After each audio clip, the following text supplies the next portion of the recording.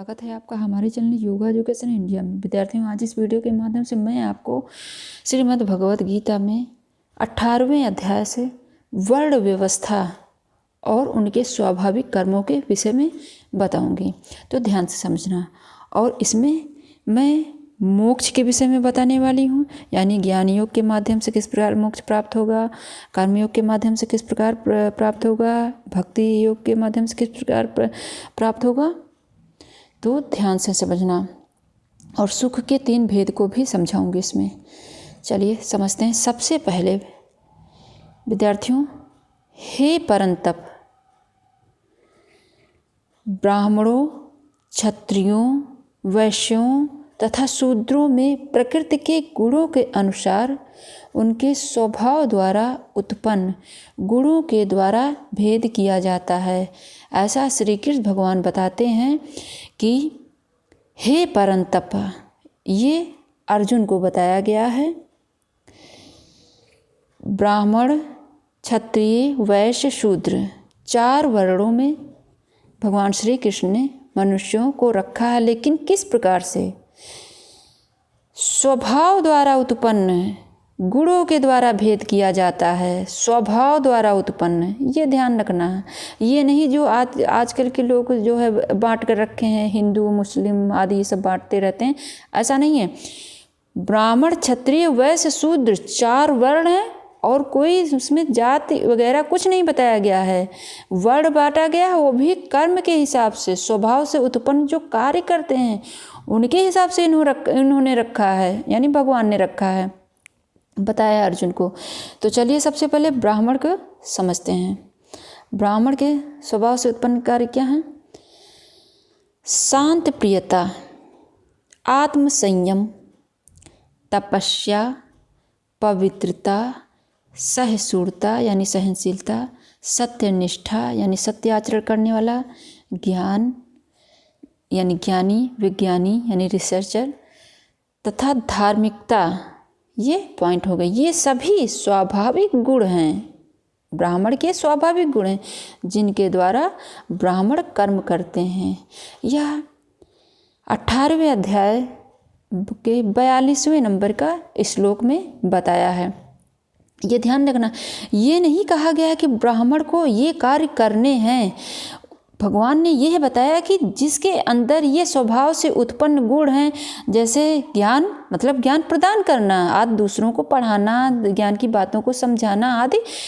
अगर कोई भी व्यक्ति हो, कोई भी मनुष्य हो, एक ही सरल लैंग्वेज में समझें कि अगर वो हिंदू धर्म में यानी हिंदू है, या हिंदू में, या जैसे ठाकुर कहते हैं, क्षत्रिय ठाकुर को जैसे कहते हैं, ठाकुर हो, या फिर जो है शूद्र हो, या फिर जो है वह वैश्य हो, उस हिसाब से नहीं विभाजित किया गया जैसे मनुष्यों ने विभाजित कर लिया है इधर। अब अपने जो है समुदाय के अनुसार उन्होंने कर्मों के अनुसार विभाजित किया। तो जो भी कोई यह कार्य करेगा, जिसके अंदर स्वभाव से जो है उत्पन्न ये कर्म होंगे, जिसके द्वारा वो ब्राह्मण वर्ग में रखा जाएगा, ये बताया भगवान श्री कृष्ण ने अर्जुन को। इसी प्रकार से क्षत्रिय, इसी प्रकार के वैश्य, इसी प्रकार के यानी शूद्रों का जो है स्वाभाविक कर्म है। उन्होंने ना किसी को क्षत्रिय बताया, ना किसी को वैश्य बताया, ना किसी को शूद्र बताया। बस स्वभाव में जो स्वभाव से उत्पन्न कर्म होते हैं उस हिसाब से वर्णों को रखा है। ध्यान से इस बात को समझ लेना। अब चलिए क्षत्रिय का समझते हैं। वीरता, शक्ति, संकल्प, दक्षता, युद्ध में धैर्य, उदारता, नृतत्व, यह स्वभाव से उत्पन्न क्षत्रिय का गुण है। 43 नंबर के श्लोक में बताया है। वैश्यों के कार्य स्वभाव से उत्पन्न कृषि करना यानी व्यवसाय करना, गोरक्षा तथा व्यापार, ये वैश्य के अंतर्गत आते हैं। और शूद्रों के श्रम तथा अन्य की सेवा करना। जब मनुष्य सेवा भाव में रहता है तो वह शूद्र की श्रेणी में आता है। अब सेवा चाहे माता पिता की हो, देश की हो, किसी की भी सेवा हो, किसी के भी प्रति हो, सेवा भाव हो, या नहीं कि जो है जिस तरह लोग कहते हैं शूद्र सेवा करेगा, ये सब नहीं है। जिस टाइम आप जो कार्य कर रहे हो, जो स्वभाव में आप उत्पन्न हुआ है कार्य, जिस समय जो कर रहे हैं, उस हिसाब से आपका वर्ण विभाजित हो जाता है। बस यही समझाने का प्रयास किया है श्री कृष्ण भगवान ने। और अगले पॉइंट में बताया है भगवान ने, यानी 48वें श्लोक में, कि स्वभाव से उत्पन्न कर्म करना है। भगवान श्री कृष्ण ने बताया कि स्वभाव से उत्पन्न कर्म करना है, भले ही दोषपूर्ण क्यों ना हो, कभी त्यागे नहीं। यानी श्री कृष्ण भगवान ने क्या बताया, इसको थोड़ा और समझ लें कि प्रत्येक उद्योग यानी प्रयास किसी न किसी दोष से आवृत होता है, यानी ढका हुआ होता है। जिस प्रकार, जैसे एग्जाम्पल दिया है, अग्नि जो होती है धुएं से आवृत रहती है, यानी घिरी नहीं रहती है। उसी प्रकार हे कुंती पुत्र, मनुष्य को चाहिए कि स्वभाव से उत्पन्न कर्म को करे, भले ही वो दोषपूर्ण क्यों ना हो, कभी त्यागे नहीं। लेकिन यहाँ यह भी नहीं समझ लेना कि दोषपूर्ण कर्म करने हैं। यहाँ यह बताया गया है कि आप अपने स्वभाव से उत्पन्न, क्योंकि स्वभाव से जो उत्पन्न होगा वो आप कार्य सही ठीक ढंग से कर पाएंगे। अभी दूसरे के देख कर करेंगे तो सही ठीक ढंग से नहीं कर पाएगा कोई भी जो है मनुष्य हो। वही समझाने का प्रयास किया है। लेकिन कौन से कर्म, जैसे पिछले वीडियो में बताती आ रही हूँ, वैदिक शास्त्र में बताए गए कर्मों को करना है। अब चलिए अगले श्लोक की तरफ बढ़ते हैं। संन्यास योग से परम सिद्धि की प्राप्ति बताया है। संन्यास योग से परम सिद्धि की प्राप्ति किस प्रकार से? सर्वत्र आसक्ति रहित बुद्धि वाला और जीते हुए, यानी अंतःकरण को उसने जीत लिया, यानी मन बुद्धि अहंकार पर उसने विजय प्राप्त कर लिया। अंतःकरण वाला पुरुष सांख्य योग यानी ज्ञान योग, इसी को ज्ञान योग कहा। सांख्य योग के द्वारा उस परम नैस कर्म सिद्धि को प्राप्त करता है। कौन सिद्धि? नैस कर्म सिद्धि को प्राप्त करता है। ये आप नोट कर लेना। यह 49 नंबर के श्लोक में बताया गया है। और आगे विद्यार्थियों इसके जो है साधक के लक्षण बताए गए हैं, यानी जो सिद्धि प्राप्त करने वाला जो है साधक है उसके लक्षण बताए गए। इसमें बहुत सारे पॉइंट हैं, इसको ध्यान से समझना। इसमें मैंने 41, 42 और 43 श्लोक से लिया है, 18वें अध्याय से ही है, ध्यान से समझना। विशुद्ध बुद्धि वाला, हल्का, सात्विक और नियमित भोजन करने वाला, और ये तन्मात्राएं हैं, यानी विषय, शब्द रूप रस, जो शब्द रूप रस गंध आदि होते हैं, विषयों का त्याग यानी उसमें आसक्ति ना होकर के, एकांत और शुद्ध देश का सेवन करने वाला, सात्विक धारणा शक्ति कैसी होनी चाहिए? सात्विक।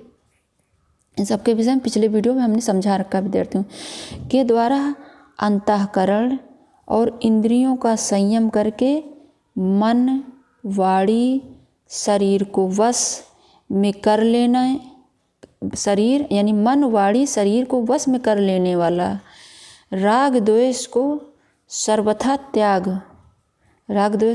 त्याग करके दृढ़ वैराग्य यानी विचलन नहीं होना चाहिए उसमें का आश्रय लेने वाला, अहंकार, बल, घमंड, काम, क्रोध, इन सब पॉइंटों को ध्यान रखना।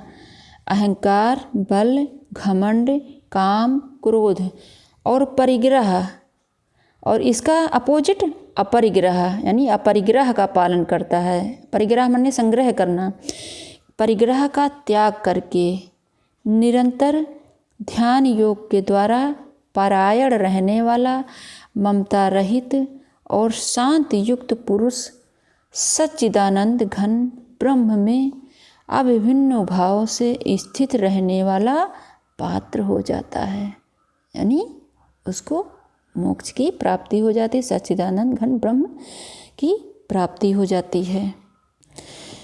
इसके अनुसार मोक्ष की प्राप्ति। अब ज्ञान योग से मोक्ष ये सांख्य योग को ही ज्ञान योग कहा गया है। अब इसके अनुसार सच्चिदानंद घन ब्रह्म में एक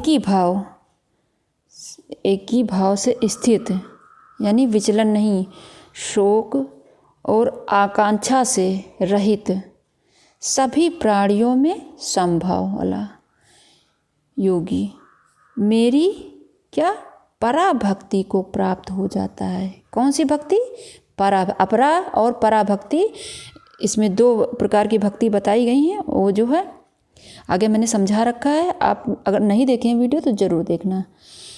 पराभक्ति के द्वारा वह परमेश्वर में, यानी पराभक्ति के द्वारा वह परमेश्वर के यथार्थ स्वरूप को तत्वतः, यानी तत्वों को जान जाता है, तत्वतः जानकर उसी क्षण वह परमेश्वर में प्रविष्ट हो जाता है। यानी पराभक्ति के द्वारा वह परमेश्वर के यथार्थ स्वरूप को तत्वतः जानकर, यानी उसी क्षण वह परमेश्वर में प्रविष्ट होता है। ये मोक्ष की प्राप्ति हो गई। अब कर्म योग से मोक्ष की प्राप्ति को हम जानेंगे। कर्मयोगी परमेश्वर के प्रति परायण होकर, कर्मयोगी जो है, यानी गीता का कहना है कि ज्ञान योगियों की ही तरह कर्मयोगी भी परमेश्वर के प्रति परायण होकर संपूर्ण कर्मों का करता हुआ भी मेरी कृपा से सनातन अविनाशी परम पद को प्राप्त होता है। विद्यार्थियों, इसमें थोड़ा और मैं समझा दूं ताकि और अच्छे से आपको समझ में आ जाएगा। प्रकृति की प्रबलता के कारण, प्रकृति की प्रबलता यानी जो गुण हैं तीनों, मनुष्य अपने स्वाभाविक कर्मों को करने में विवश है, जैसा कि आपने पहले ही समझ लिया है।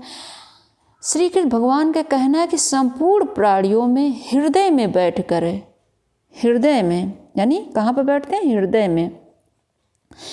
मैं अंतर्यामी परमेश्वर अपना, यानी अपनी माया रूपी प्रकृति से, किससे? माया रूपी प्रकृति से। अब माया कौन हुई?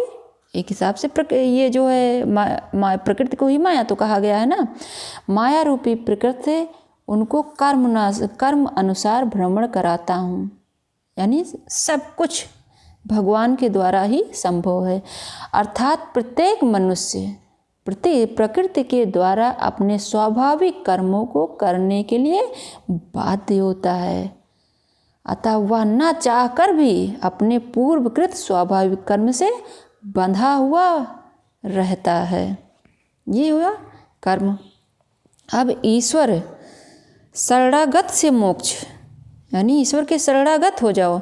तो क्या बताया भगवान ने अर्जुन से कि, यानी उपदेश देते हुए कहते हैं कि तू सब प्रकार से उस परमात्मा की शरण में जा, तू सब प्रकार से उस परमात्मा की शरण में जा। उस परमात्मा की कृपा से ही तू परम शांति को तथा सनातन परम धाम को प्राप्त होगा। संपूर्ण धर्मों अर्थात कर्तव्य कर्मों को मुझ में त्याग कर तू केवल एक मुझ सर्वशक्तिमान, परम धाम कौन? मुझ सर्वशक्तिमान सर्वधार, अपने लिए बता रहे हैं भगवान कि सर्वशक्तिमान सर्वधार की ही शरण में आ जा। मैं तुझे संपूर्ण पापों से मुक्त कर दूंगा, सभी प्रकार के पाप नष्ट हो जाएंगे। इस प्रकार विद्यार्थियों, गीता में ज्ञान योग, कर्म योग, भक्ति योग का समन्वय हो जाता है। आप किसी भी प्रकार से कोई भी रास्ता मार्ग अपनाकर आप कर्म यानी कर्म करते हुए मोक्ष को प्राप्त कर सकते हैं। विद्यार्थियों, जिस परमेश्वर से संपूर्ण प्राणियों की उत्पत्ति हुई है और जिससे यह समस्त जगत व्याप्त है, मनुष्य को उस परमेश्वर की अपने स्वाभाविक कर्मों द्वारा पूजा करनी चाहिए, क्योंकि प्रत्येक मनुष्य अपने स्वाभाविक कर्मों के द्वारा परमेश्वर को प्राप्त कर सकता है। यह भी पॉइंट गीता में बताया गया है। अब विद्यार्थियों, पिछले वीडियो में उसमें आवाज़ नहीं सुनाई पड़ी होगी आपको, सुख के 3 भेद को मैंने बताया था, लेकिन आप उसको समझ नहीं पाए हैं। इसमें मैं इसको कंप्लीट कर दे रही हूँ, इस वीडियो में समझ लेना, क्योंकि इसमें से क्वेश्चन आने के बहुत सारे चांसेस आते हैं। उसमें पता नहीं कैसे आवाज़ गायब हो गई। तो देखो, सुख के 3 भेद, सात्विक सुख, राजसिक सुख, तामसिक सुख। तो ध्यान देना, और यह 18वें अध्याय से ही है, 36 से लेकर 39 श्लोक तक है। तो जिस सुख से साधक भजन, ध्यान और सेवा आदि के अभ्यास में रमता है, जिसके द्वारा दुखों से मुक्ति हो जाती है, यह सात्विक सुख होता है। प्रारंभ में यह विष के समान प्रतीत होता है।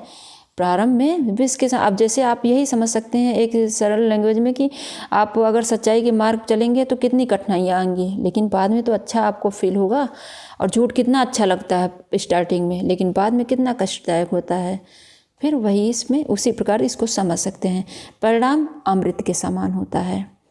यह सुख परमात्म विषयक है, यानी बुद्ध के प्रसाद से उत्पन्न होने के कारण सात्विक सुख कहा जाता है। यहाँ आप ऋतंभरा प्रज्ञा भी समझ सकते हैं।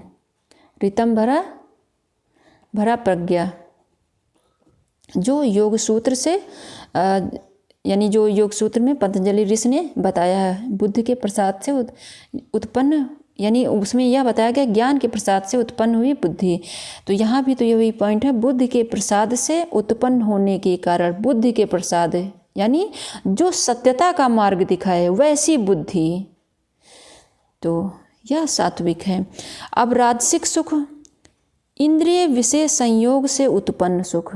इंद्रिय विषयों में जो लगे रहते हैं, इंद्रियों के द्वारा जो सुख प्राप्त करते हैं, उसके संयोग से उत्पन्न सुख, या प्रारंभ में यानी भोग काल में तो अमृत के समान, लेकिन परिणाम बहुत कष्टकारी होता, परिणाम विष के समान होता है राजस सुख में। कैसे? बल, बुद्धि, धन, उत्साह आदि के नाशक होने के कारण विष के यह समान है। और तामस सुख भोग और परिणाम दोनों में आत्मा को मोहित करने वाला है यह, और निद्रा, आलस्य, प्रमाद से उत्पन्न होने के कारण यह तामस सुख कहलाता है। तो विद्यार्थियों, यह हुआ सुख। आप इसमें भी समझ सकते हैं 3 प्रकार के सुख किस प्रकार के बताए गए हैं। इस प्रकार से विद्यार्थियों, हमने गीता को यानी श्रीमद् भगवद गीता को कंप्लीट कर लिया है। और जहाँ जहाँ से क्वेश्चन आने के चांसेस ज़्यादा हैं, वहीं वहीं से मैंने नोट्स को तैयार किया है। तो सभी वीडियो को ध्यान से समझना, और नए हैं चैनल पर तो चैनल को सब्सक्राइब करना, बेल आइकन ज़रूर प्रेस करना, ताकि मैं जैसे वीडियो अपलोड करूँ आपको तुरंत नोटिफिकेशन प्राप्त हो सके। और खुद देखना, दूसरे बच्चों को ज़रूर शेयर करना। इस वीडियो के माध्यम से आपने ब्राह्मण, क्षत्रिय, वैश्य, शूद्रों के कर्मों को समझा, यानी जो स्वभाव से उत्पन्न कर्म होते हैं, और ज्ञान योग, कर्म योग और संन्यास योग, ईश्वर पर शरणागत से मोक्ष आदि यानी भक्ति योग आदि को बहुत अच्छे से समझ लिया है। तो धन्यवाद विद्यार्थियों।